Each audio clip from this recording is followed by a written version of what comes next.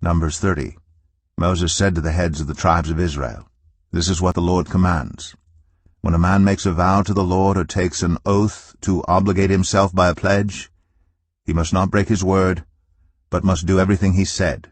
When a young woman, still living in her father's household, makes a vow to the Lord or obligates herself by a pledge, and her father hears about her vow or pledge but says nothing to her, then all her vows and every pledge by which she obligated herself will stand.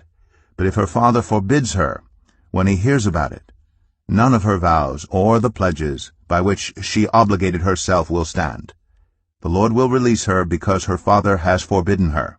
If she marries after she makes a vow, or after her lips utter a rash promise by which she obligates herself, and her husband hears about it but says nothing to her, then her vows or the pledges by which she obligated herself will stand.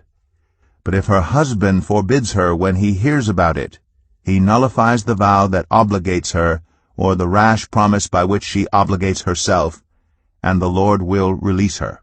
Any vow or obligation taken by a widow or divorced woman will be binding on her.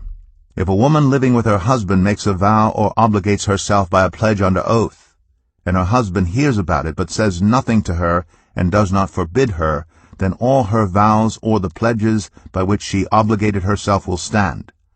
But if her husband nullifies them when he hears about them, then none of the vows or pledges that came from her lips will stand. Her husband has nullified them, and the Lord will release her. Her husband may confirm or nullify any vow she makes or any sworn pledge to deny herself. But if her husband says nothing to her about it from day to day, then he confirms all her vows or the pledges binding on her. He confirms them by saying nothing to her when he hears about them.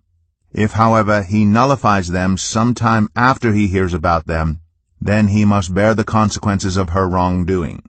These are the regulations the Lord gave Moses concerning relationships between a man and his wife, and between a father and his young daughter still living at home.